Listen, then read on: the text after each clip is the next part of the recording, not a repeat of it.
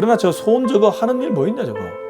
저거 그냥 그 하는 거라고는 칼로 뭐 과일이나 쓸고 책이나 넘기고.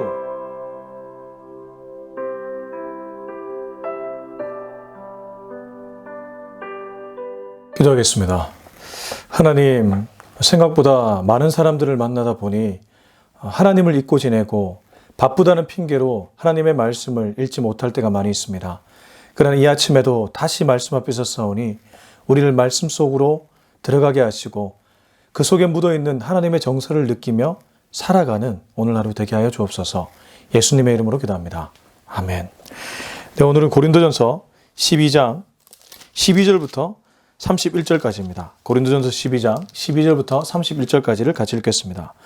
몸은 하나인데 많은 지체가 있고 몸의 지체가 많으나 한 몸인가 같이 그리스도도 그러하니라. 우리가 유대인이나 헬라인이나 종이나 자유인이나 다 한 성령으로 세례를 받아 한 몸이 되었고 또 다 한 성령을 마시게 하셨느니라. 몸은 한 지체뿐만 아니요 여럿이니 만일 발이 이르되 나는 손이 아니니 몸에 붙지 아니하였다 할지라도 이로써 몸에 붙지 아니하는 것이 아니요 또 귀가 이르되 나는 눈이 아니니 몸에 붙지 아니하였다 할지라도 이로써 몸에 붙지 아니한 것이 아니니 만일 온몸이 눈이면 듣는 곳은 어디며 온몸이 듣는 곳이며 냄새 맡는 곳은 어디냐.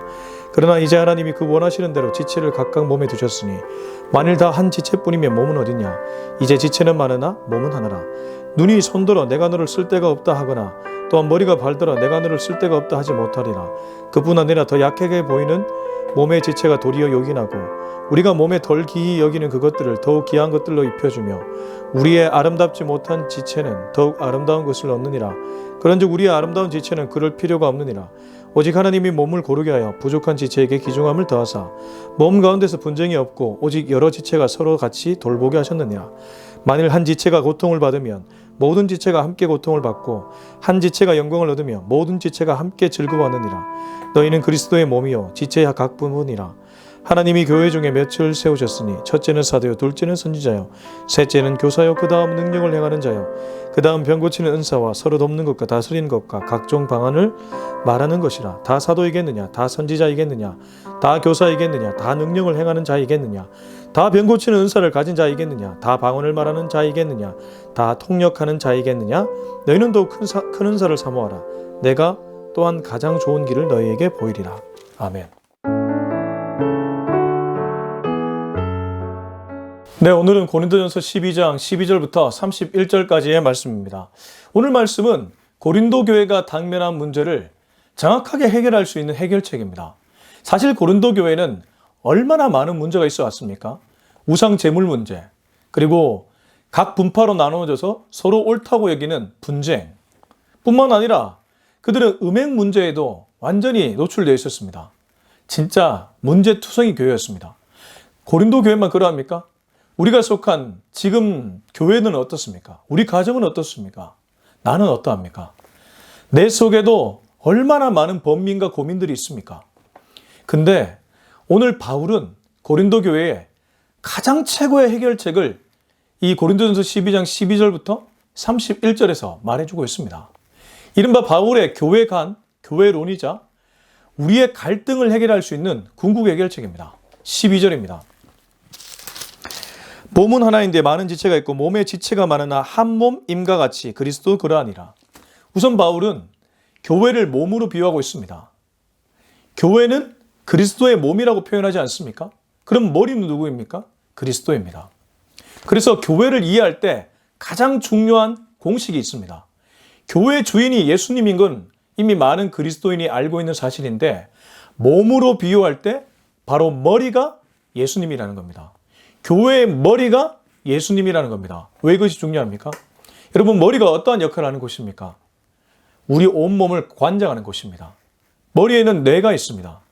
뇌에서 신호를 보내면 손발이 움직이고 그리고 우리가 어떤 행동을 하게 됩니다. 결국 뇌가 지시하는 대로 우리 몸은 반응한다는 것이죠. 교회가 가야 될 방향과 목적, 해야 될 사역, 누구로부터 비롯되어야 될까요? 예수님입니다. 인간으로부터 비롯되면 그것은 결국 인간에게 영광이 되지만 예수님으로부터 비롯되면 예수님께 영광이 됩니다. 그리고 그 교회는 예수님을 머리 삼은 교회가 됩니다. 이 땅의 교회가 왜 문제입니까? 예수님이 머리가 아니어서 그렇습니다.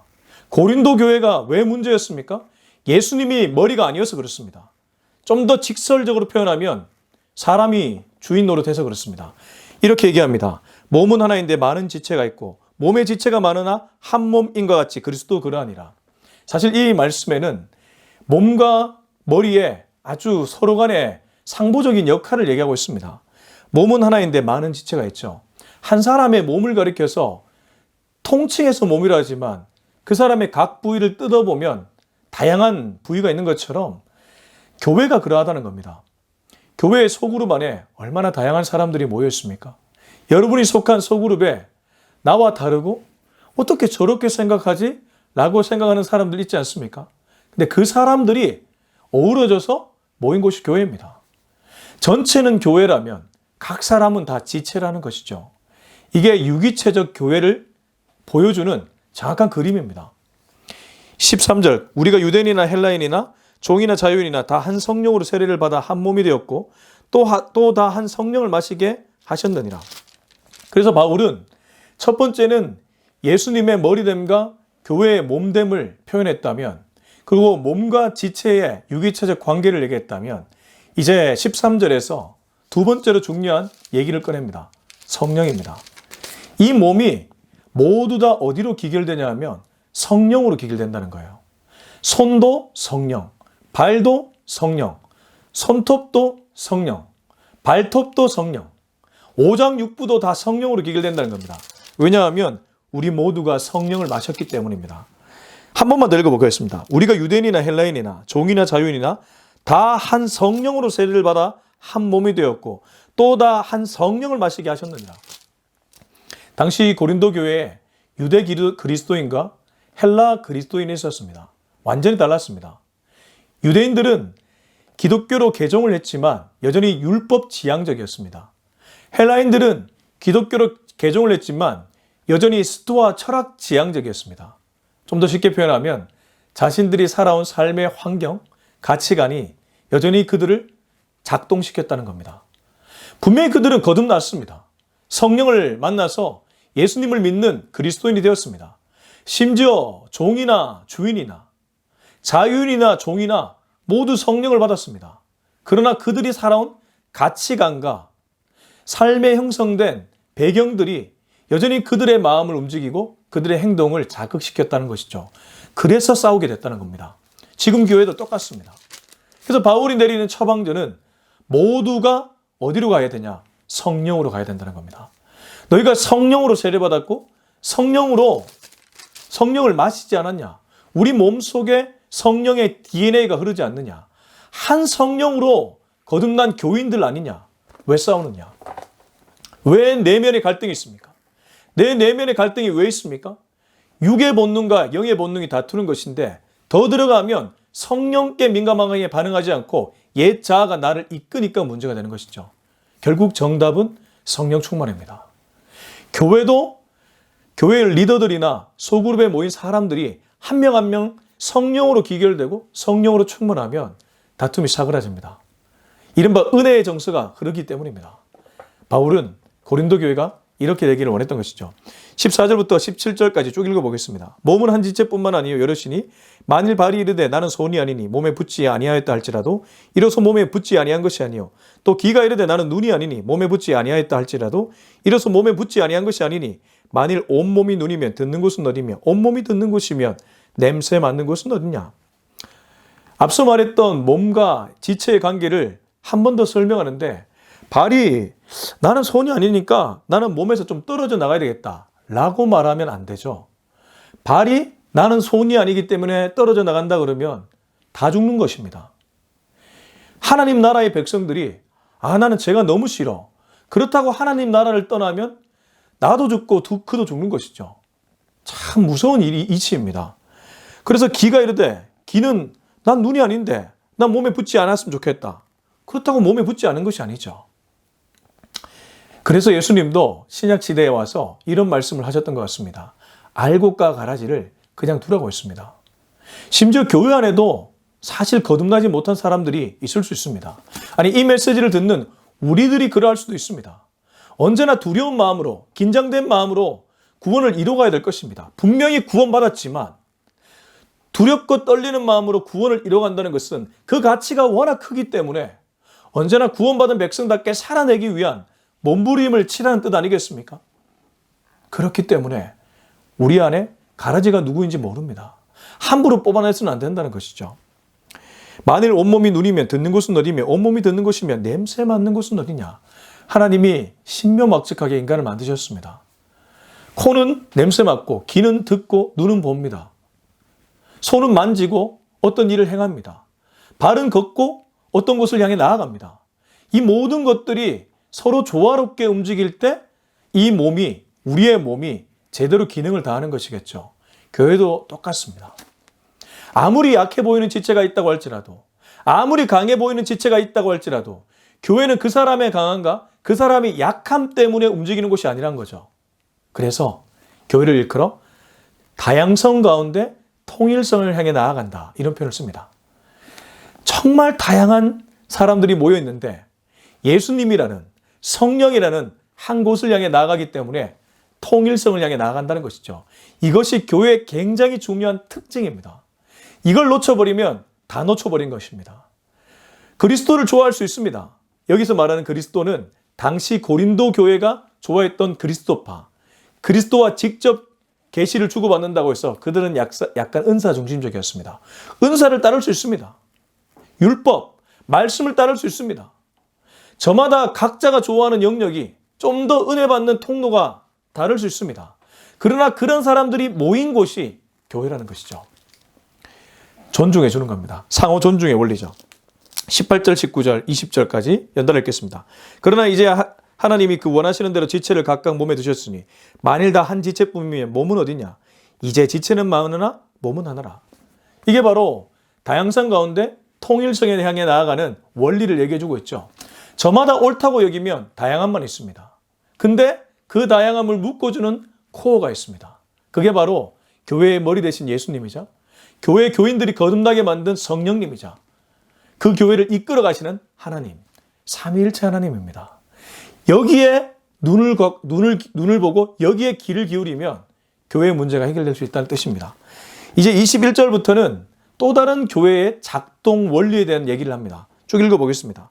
눈이 손들어 내가 너를 쓸데없다 하거나 또한 머리가 발들어 내가 너를 쓸데없다 하지 못하리라. 그뿐 아니라 더 약하게 보이는 몸의 지체가 도리어 요긴하고 우리가 몸에 덜 귀히 여기는 그것들을 더욱 귀한 것들로 입혀주며 우리의 아름답지 못한 지체는 더욱 아름다운 것을 얻느니라. 그런즉 우리의 아름다운 지체는 그럴 필요가 없느니라.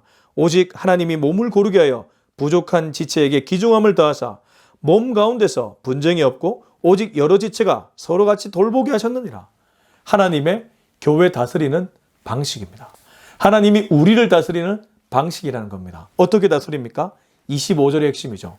몸 가운데서, 교회 가운데서, 내 내면 가운데서 분쟁이 없게 하시고 오직 여러 지체가 내 내면에 파편처럼 붙어있는 생각들, 내가 소속된 교회가 서로 옳다고 여기는 그것들, 그런 지체들이 서로 같이 돌보게 하셨느니라. 내가 과거에 겪었던 부정적 기억, 긍정적 기억이 있습니다. 지금 내가 고민하는 이런 갈등, 저런 갈등이 있습니다. 그걸 하나님이 깨워주신다는 겁니다. 그리고 그 갈등이 서로 상보적으로 그 역할을 다한다는 겁니다. 이게 내 내면에서 일어난 일이라면 외면에 내가 속한 교회에서도 이런 일이 있다는 것이죠. 어느 쪽에서는 그것이 옳다고 생각합니다. 어느 쪽에서는 이것이 옳다고 생각합니다. 우리가 살아가는 곳은 전부 저마다 이기적인 사람들이 많습니다.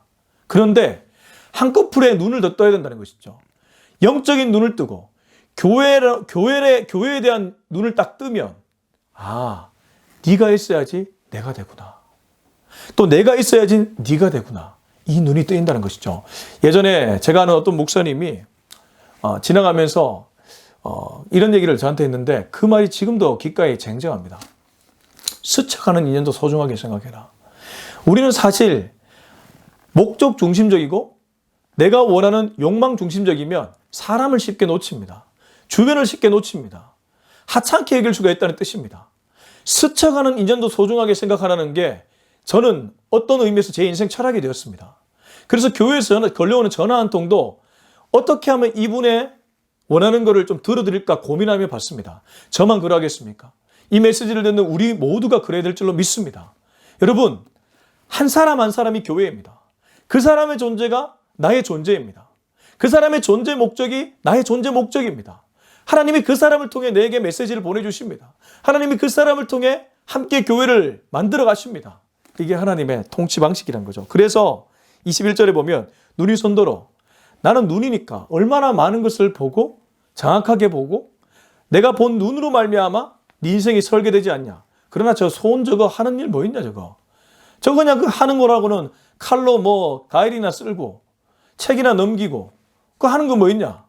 눈이 없으면 손 저거 아무것도 못한다 라고 말하면 손이 교만한 것이죠. 눈이 교만한 것이죠. 손도 마찬가지입니다. 그리고 머리가 발들어 저 발 저거 머리가 지시 내리는 것 내가 얘기하는 대로만 움직여야 되지 저 발 저거 뭐 할 줄 아는 게 저거 혼자 뭐가 있나 라고 생각하면 교만하고 오만한 생각이 나는 거죠. 모든 게 같은 원리입니다. 그래서 23절에 보면 우리가 몸에 덜기 여기는 그것들을 더욱 귀한 것들로 입혀주며 우리의 아름답지 못한 지체는 더욱 아름다운 것을 얻느니라. 이게 정말 세상이 알 수 없는 비결입니다. 세상도 성숙한 공동체, 성숙한 조직을 보면 이렇게 됩니다. 팀워크라는 게 무엇입니까? 팀이 함께 만들어가는 스토리라는 거잖아요. 근래에 그 손흥민이라는 영국 프리미어리그 축구 리그에서 아주 뛰어난 활약을 보여주는 그의 인터뷰를 보면서 큰 감동을 얻었던 기억이 납니다.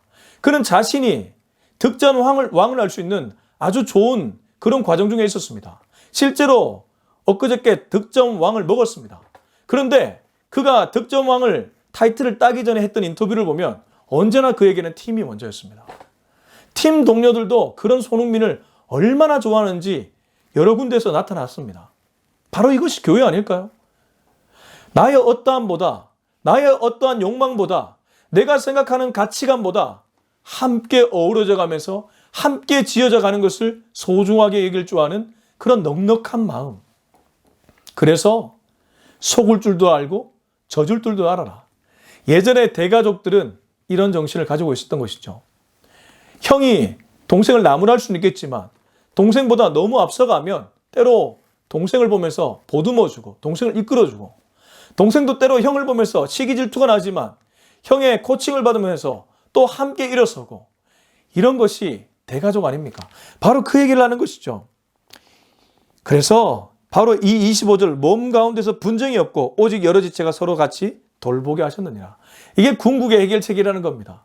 고린도 교회가 해결할 수 있는 궁극의 해결책이자 우리가 사는 이 시대의 교회들이 해결할 수 있는 궁극의 해결책입니다. 우리의 갈등을 해결할 수 있는 궁극의 해결책이라는 거죠. 26절부터 31절 쭉 읽어보겠습니다. 만일 한 지체가 고통을 받으면 모든 지체가 함께 고통을 받고 한 지체가 영광을 얻으면 모든 지체가 함께 즐거워하느니라. 너희는 그리스도의 몸이요 각 지체의 각 부분이라. 하나님이 교회 중에 맺을 세우셨으니 첫째는 사도요 둘째는 선지자요 셋째는 교사요 그 다음은 능력을 행하는 자요 그 다음은 병 고치는 은사와 서로 돕는 것과 다스리는 것과 각종 방언을 말하는 것이라. 다 사도이겠느냐 다 선지자이겠느냐 다 교사이겠느냐 다 능력을 행하는 자이겠느냐 다 병 고치는 은사를 가진 자이겠느냐 다 방언을 말하는 자이겠느냐 다 통역하는 자이겠느냐 너희는 더욱 큰 은사를 사모하라. 내가 또한 가장 좋은 길을 너희에게 보이리라. 그래서 이러한 관점을 갖고 살아가는 사람들은 고통을 받으면 함께 고통을 느낍니다. 그리고 영광을 얻으면 함께 그것 때문에 즐거워합니다. 팀이라는 게 무엇입니까? 한 사람이 아프면 달려가서 그 사람의 아픔을 같이 공감해주고 치유해줍니다. 그리고 팀이 어떤 개인이 영광을 받으면 함께 기뻐하는 것입니다. 저는 아까도 설명했던 이 손흥민이 떠오릅니다. 손흥민이 득점왕을 하기 위해 후반전에 동료 선수들이 얼마나 그에게 패스를 집중해 줬는지 모릅니다. 왜 그렇게 했겠습니까? 선수들 모두가 득점 올리고 싶은 마음이 왜 없었겠습니까? 그러나 그 순간만큼은 손흥민이라는 선수의 영광을 위해서 프리미어리그 득점 왕 때문에 서로 도와줬던 것이죠. 그리고 그가 골을 넣고 득점왕이 되었을 때 온 선수가 달려가서 그에게 행가리를 하면서 함께 기뻐하는 모습을 보았습니다. 진짜 저는 이것 보면서 야 저게 교회구나. 저 모습이 진짜 교회구나. 교회가 회복되어야 될 가치가 있다면 바로 이 부분일 겁니다. 그래서 바울이 얘기합니다. 우리는 그리스도의 몸이고 지체의 각 부분인데 하나님이 교회에 저마다 다양한 은사를 주셨다. 어떤 사람은 병 고치고, 어떤 사람은 능력해가고, 어떤 사람은 선지자고, 어떤 사람은 사도고, 어떤 사람은 교사고, 어떤 사람은 방언하고, 어떤 사람은 통변하고, 어떤 사람은 병 고치고, 어떤 사람은 서로 돕고, 선지자고 사도고, 이렇게 직분과 은사를 주셨지만 그것이 어떻게 사용되어야 됩니까? 나의 유익을 위해서 사용됩니까? 교회의 덕을 위해 사용됩니까? 교회를 세우기 위해 사용됩니까? 내가 잘났다는 것을 드러내기 위해 사용됩니까? 바울은 이러한 성숙한 관점을 갖고 있는 사람들이 교회의 직분자요, 교회의 은사받은 자라고 얘기하고 있는 것입니다. 그래서 마지막에 너희는 더욱 큰 은사를 사모하라. 내가 가장 좋은 길을 너희에게 보이리라. 가장 큰 은사는 사실 뒤에 가면 13장에 나오는 사랑입니다. 우리가 다음 주에 다루겠지만 이 사랑의 은사가 가장 큰 은사라는 거죠. 물 밑에 사랑이 깔려 있으면 그 은사를 사랑하는 마음으로 사용하기 때문입니다. 사랑의 마음을 담아서 방언합니다. 사랑의 마음을 담아서 병 고칩니다. 사랑의 마음을 담아서 예언하고, 사랑의 마음을 담아서 통변하고, 사랑의 마음을 담아서 예언자로, 선지자로 살아가고, 사랑의 마음으로 교사로 가르치며 살아갑니다. 가르치는 그 자체가 중요한 것이 아니라, 방언하는 그 자체가 중요한 것이 아니라 영혼을 살리는 사랑, 교회를 살리는 사랑, 그것이 가장 중요하다는 것이죠. 이 원리를 깨닫고 이것을 내 삶에 실천해 나가면 우리가 부닥치는 모든 문제를 극복해낼 수 있을 것입니다. 여러분, 이 원리를 기억하십시오. 저도 이 원리를 붙잡고 평생 살아가려고 합니다. 그렇습니다. 사랑이면 충분합니다. 기도하겠습니다. 이 시간 기도할 때 하나님께 이렇게 기도했으면 좋겠습니다. 주님, 사랑이면 충분하다는 것을 깨닫게 되었습니다. 교회가 다양한 사람들이 모여 있지만 머리 대신 주님을 향해 나아가는 그런 조직이, 공동체가 바로 교회인 줄을 깨닫게 되었습니다. 주여, 교회의 론을 바르게 세운 우리가 되게 하시고, 어떤 은사보다 항상 사랑을 먼저 마음에 새기게 하시고, 약한 지체를 볼 때 손 내밀어 주게 하시고, 그가 기뻐할 때 같이 기뻐하게 하시고, 그가 울 때 같이 우는 우리 모두가 되게 하여 주시옵소서. 우리 이 기도 좀 가지고 주님의 이름 한번 외치고 간절하고 뜨겁게 기도하겠습니다. 주여! 하나님 아버지, 감사합니다. 오늘 정말 교회가 무엇인지, 이 시대의 문제를 해결할 수 있는 해결책이 무엇인지 깨닫게 되었습니다. 결국 마지막에 가면 사랑임을 깨닫게 되었습니다. 머리 대신 예수님의 명령을 따라 이 땅에 교회들이 세워졌는데 각 지체가 이렇게 다양하기 때문에 서로 옥신각신 싸웁니다. 내 내면은 더할 나위 없습니다. 내 내면에도 아버지 하나님, 옛자와 거듭난 자가 서로 싸웁니다. 성령께 귀를 기울이지 못하고 옛자에 귀를 기울이다가 노예 근성으로 빠져서 주님을 원망하고 다시 세상으로 다른 박질하는 내 모습을 발견하게 됩니다. 주여, 나를 건져 주시옵소서. 다시 한번 사랑의 은사를 회복하게 하여 주시옵소서. 더욱 큰 은사인 사랑을 회복하고, 하나님이 내게 달란트를 주었다면, 재능을 주었다면, 은사를 주었다면 이 사랑으로 영혼을 살리고 교회를 살리고, 그래서 함께 지어져 가는 것을 경험하는 우리 모두가 되게 하여 주시옵소서. 이제는 우리 주 예수 그리스도의 은혜와 하나님의 사랑과 성령의 담없는 은혜가 오늘 이 말씀을 듣고 정말 주님의 교회로 거듭나기를 다짐하는 우리 모두의 머리 위에 지금부터 영원토록 함께하기를 간절히 축원하옵나이다. 아멘.